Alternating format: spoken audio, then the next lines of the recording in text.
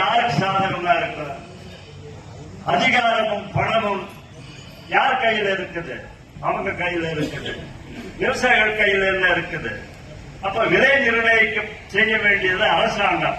அந்த பொறுப்பு நிறுத்தி எடுத்துட்டு போறாங்க.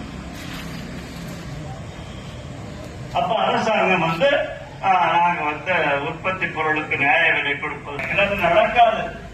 ஏன் நடக்காதுன்னா நம்ம எதிரிகள் கையில தான் அரசாங்கமே இருந்துட்டு இருக்குது. அரசாங்கம் அவங்க கையில இருக்குது. அதனால அது அவ்வளவு சீக்கிரம் நடக்காது. அப்போ அதே மாதிரி இப்ப வனவிலங்கு பிரச்சனை 20 வருஷமா போராடிட்டு இருக்கிறார். உங்களுக்கே தெரியும், வனவிலங்கு தொல்லை தொடர்ந்து இருந்துட்டு இருக்குது. எங்கிருந்து இருக்கு? தமிழ்நாட்டில் எடுத்துட்டா வேலூர், கிருஷ்ணகிரியில தொடங்கி மேற்கு தொடர்ச்சி மலை தேனி வரைக்கும் இருக்குது. நம்ம ஆளுங்க அதிகமா இருக்கிற இடத்துல எல்லாம் இருக்குது. இத்தனை மாவட்டங்களும் இதனால பாதிக்குது. ஆனா போறதா சொல்லி இருக்கிறனால இல்ல.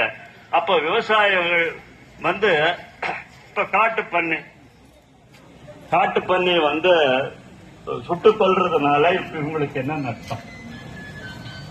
காட்டு பண்ணியை சுட்டுக் கொள்றதுனால இவங்களுக்கு என்ன நஷ்டம்?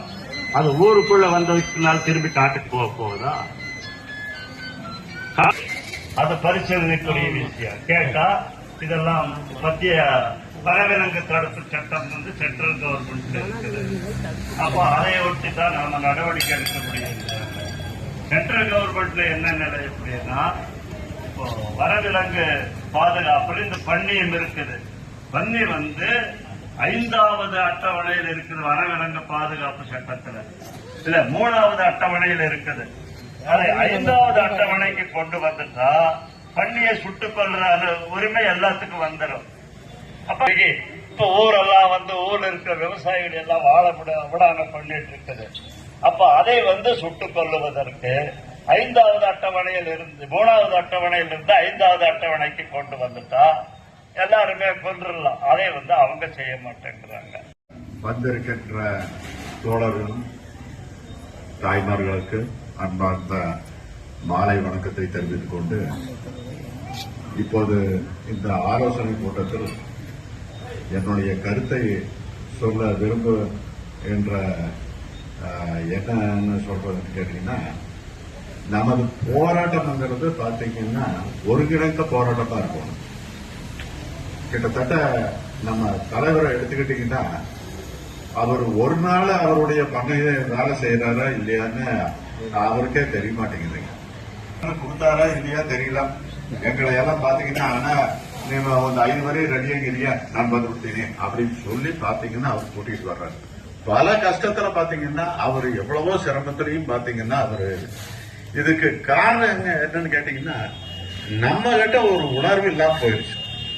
அந்த கிராமத்தில் மக்கள் ஒற்றுமையாக செயல்பட்டதால் ஓரளவுக்கு அரசாங்கம் அந்த பிரச்சனையை குறைத்துக் கொண்டுள்ளது. நமது ஊர் பிரச்சனை ஏற்கனவே பழனிச்சவன் சொல்லிட்டாங்க. பொதுமக்கள் கண்டிப்பாக விவசாயிகள் ஒத்துழைக்க வேண்டும்.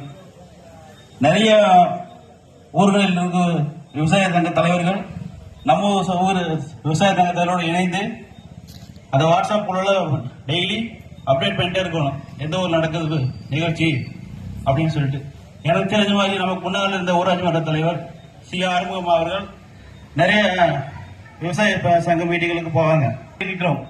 தொடர்ந்து நாம் செயல்பட்டால் மட்டும்தான் இந்த ஒரு பிரச்சனையை கூடிய விரைவிலே சிறப்பாக செயல்பட்டு வெற்றியடைய முடியும் என்பதை இந்த வாயிலாக தெரிவித்துக் கொள்கிறேன். அனைவருக்கும் நன்றி.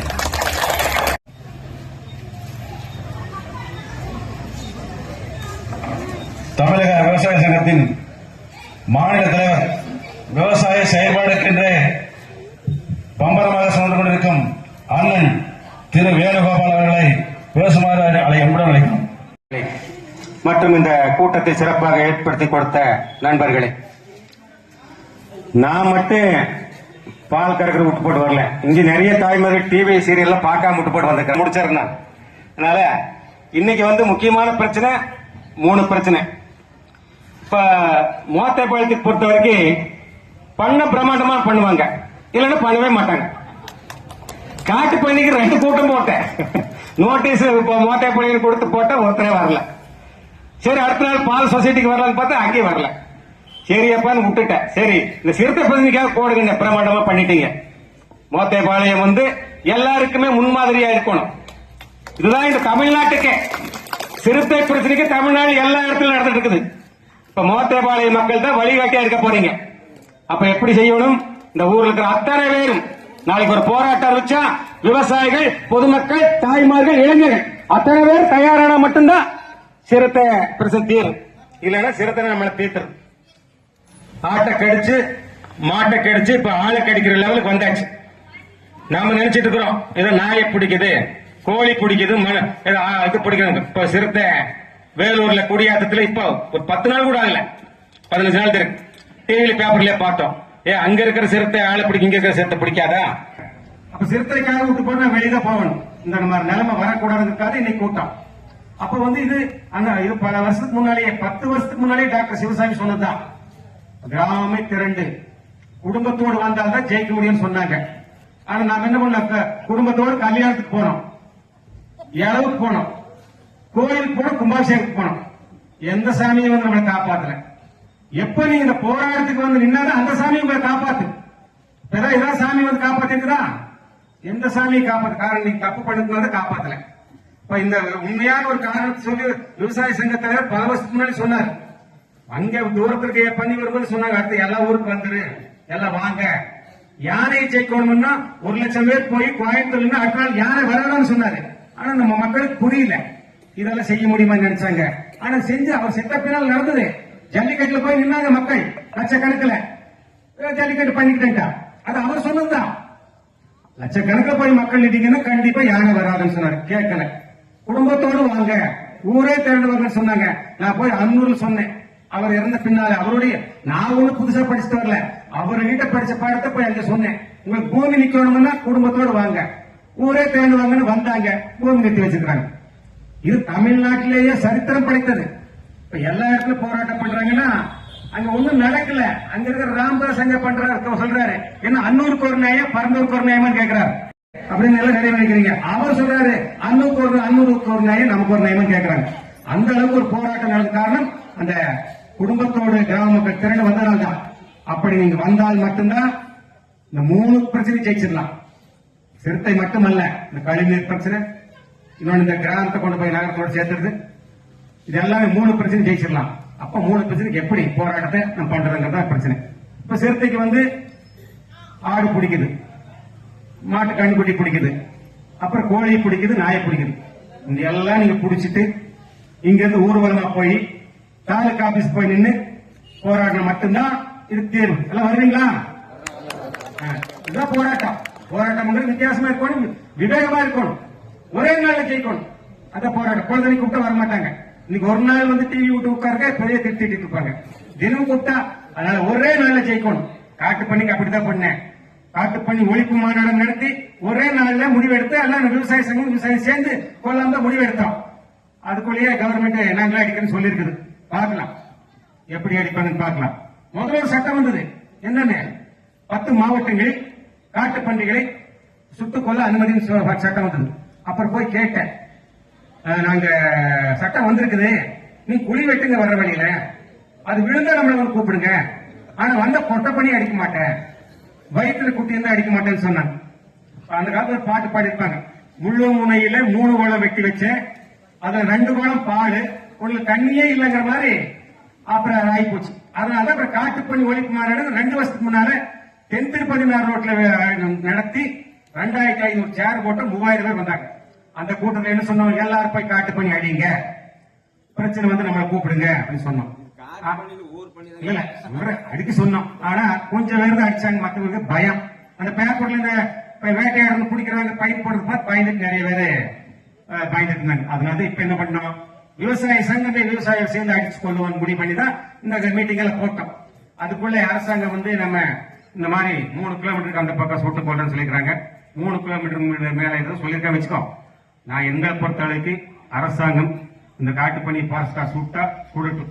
சுடலையா 3 மாசம் கழிச்சு மீண்டும் காட்டுப்பண்ணி ஒழிப்பு மாநாடு தமிழக அளவில் சேர்த்து விவசாய சங்கமே விவசாயிகள் சேர்ந்தும் காட்டுப்பண்ணி அடிப்போம். அதுல மாற்றமே கிடையாது.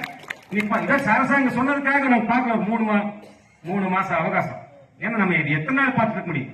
இப்ப எல்லாரும் பயந்துட்டு இருக்கனால சங்கமே வருது. முதல்ல விவசாயிகள் அடிக்க சொன்னோம், அது நிறைய பேர் பயம். இப்ப நாங்களே வர்றோம். அது என்ன கேஸ் ஆனாலும் சரி அடிக்கிறதா.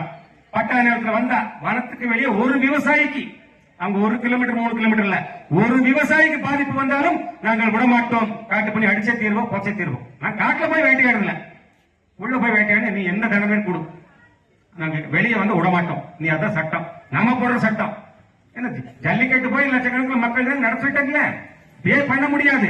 அதனாலதான் மத்தம்பாளையத்துல பெரிய பிரமாண்டமா நடத்துறது நம்ம திட்டம் போட்டு ஊர் ப்ரோக்ராம் போட்டு நடத்தினோம். ஏதோ ஒரு சில ஊர்கள் ஃபெயில் ஆயிடுச்சு, மேக போட்டோம். ஃபெயிலான ஊர்ல திரும்பி இந்த அரியர் காட்டு பண்ணிக்கு மட்டுமல்ல, யானைக்கு சேர்த்த போராட்டம், சிறுத்தைக்கு சேர்த்த போராட்டம், மயிலுக்கு சேர்த்த போராட்டம், மானுக்கு சேர்த்த போராட்டம், குரங்கு சேர்த்த போராட்டம். எல்லா வனவிலங்குகளுக்கும் தீர்வு வேணும், முற்றுப்புள்ளி வைக்கணும். அது ஒரே கூட்டம் தான். கோயம்புத்தூர்ல 1 லட்சம் பேரை கொண்டு வந்து நிறுத்தணும். நான் காலில் விழுந்தாவது விவசாயிகளை 1 லட்சம் பேரை கோயம்புத்தூர் கொண்டு வந்து நிறுத்துறேன். நீங்க உங்க ஊர்ல எல்லாரும் வந்துருங்க, வருவீங்களா? வனத்துறை உடனடியாக பிடிச்சு தீர்வு பண்ணணும். இல்லைன்னா தீர்வு பண்ண முடியாதுன்னு சொல்லிட்டு, எங்களால் முடியலன்னு அரசாங்கம் சொல்லிட்டு அரசாங்கம் வேற வழி பண்ணிட்டு, இல்ல அரசாங்கத்தினால் முடியலையா விட்டுருங்க, நாங்க மக்களுக்கு அது என்ன பண்ண பண்ணிக்கிறோம். இதான் நம்ம சங்கத்துடைய முடிவு. ஒண்ணு அதிகாரிகள் பண்ணணும், இல்ல அரசாங்கம் வேற வழியில தீர்வு பண்ணணும், இல்லைன்னா நம்மளை காப்பாற்ற வேண்டியதான். அதுக்கு நம்ம தயாராகணும். அதுதான் போய் தாசில்தார் கிட்ட சொல்ல போறோம். அதுக்காக நீங்க உங்களுடைய ஆடு மாடுகள் எவ்வளவு முடியுமோ கொஞ்சம் தூரம் தானே, கொஞ்சம் எல்லாம் புடிச்சிட்டு வாங்க. இந்த கோழிகளை புடிச்சிட்டு வாங்க, நாய்களை புடிச்சிட்டு வாங்க. எல்லாம் இங்கதான் ஆரம்பிக்கணும். இந்த கிரவுண்ட் தான் புறப்பட போறோம். வச்சனம்பாளையம், குத்தாரிப்பாளையம் எல்லாரும் இங்க வர சொல்லிடலாம். வந்து இங்க இருந்து நம்ம ஊர்வலமா போய் ஆடு மாடை புடிச்சிட்டு போலாம். போய் முடியாதவங்க வண்டியில் வாங்க, சில மாடி பிடிக்கலன்னு விட்டுருங்க, பிடிச்சி முடிஞ்சதுல புடிச்சிட்டு வாங்க. எந்த அளவுக்கு முடியுமோ அந்த கொண்டு வாங்க. ஆனா மக்கள் எல்லாம் கூட்டம் வேணும், தாய்மார் கண்டிப்பா எல்லாம் வரணும். நீங்க போய் நீங்க ஒரு 1000 பேர் நின்னாச்சுன்னா பிரச்சனை அன்னைக்கோட முடிஞ்சுது. அவன் ஏதாவது பண்ணி நம்ம செய்ய வேண்டியது அவனே பண்ணிடுவான். நாங்க எப்படி சிறுத்தை காப்பாற்றணும் நாங்க திட்டம் வச்சிருக்கோம், அந்த காலத்துல பண்ணாங்க, அதை அவனே பண்ணிடுவான். அதனால நீங்க தாய்மார்கள் மட்டும் தவறாம வாங்க, வயசானவங்க இருக்கு. அதே மாதிரி இளைஞர்கள் எல்லாம் வாங்க, விவசாயிகள் எல்லாம் வாங்க. பொதுமக்கள் இல்லாம போராட்டம் ஜெயிக்கவே ஜெயிக்காது. இன்னைக்கு பொதுமக்கள் அதிகமா பாதிக்கப்படுறாங்க. இன்னைக்கு யானை அடிச்சு கொள்ளுதுன்னு பாத்தீங்கன்னா விவசாயிகள் அதிகமா அடிச்சுட்டு இருந்தது, இன்னைக்கு பொதுமக்கள் அதிகமா அடிச்சுட்டு இருக்காங்க. யானைனால, காட்டுப்பண்ணினால, இந்த ரோட்ல போற வழியில அடிக்கிற பொதுமக்கள் அதிகம். அவனுக்கு என்ன பண்றதுன்னு தெரியல. அதுக்காக அப்படின்ட்டு போனோம், ஒரே ஆர்ப்பாட்டத்துல ஜெயிச்சுட்டோம் கிழக்கு புறவழிச்சாலை. ஏன்னா கேட்காமே கொண்டு கல் இட்டுட்டா பூமியில, கருத்து கேட்பு கூட நடத்தல, விவசாய பூமியில கல் இட்டுட்டா. அப்புறம் போய் ஒரே குடும்பத்துல விவசாயில புடிங்க எரிஞ்ச கல் எல்லாம் தமிழ்நாட்டில் எங்கேயும் நடந்திருக்காரு அந்த மாதிரி போராட்டம். அன்னூறு முதல்வர் ஐயா மறைஞ்ச பின்னால பன்னீர்செல்வம் முதலமைச்சராக இருக்கும்போது புறப்பட்டு என்னைக்கு வச்சுக்கலாம் சொல்லுங்க, செவ்வாய்க்கிழமை வச்சுக்கலாமா?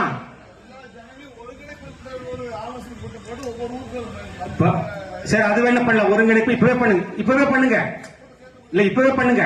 இப்ப நீங்க இன்னொரு தடவை போய் எல்லா ஊருக்கு போட்ட கூட்டம் வராது. இப்ப வந்தவங்கள ஒவ்வொரு ஊர்ல பொறுப்பாளர் கொஞ்சம் அதான் கொடுங்க. இப்ப வெள்ளிப்பாளையம், இப்ப எந்தெந்த ஊருக்கார் வந்திருக்குங்க அதுல கொஞ்சம் பொறுப்பாளர் கொடுங்க. குத்தாரிப்பாளையம், வெள்ளிப்பாளையம், இப்ப வந்த பகுதியெல்லாம் நீங்க கொஞ்சம் இருந்தீங்கன்னா இப்பவே சொல்றீங்கன்னா சொல்லுங்க. பொதுமக்களுடன் கலந்து எங்களுக்கு ஆலோசனை வழங்குமாறு கேட்டுக்கொள்கிறோம். முடிவாக திரு விஜயகுமார் அவர்கள் நன்றி. சபாகம் போன வந்து எங்களுக்கு எத்தனை மட்டும் எண்ணங்கள்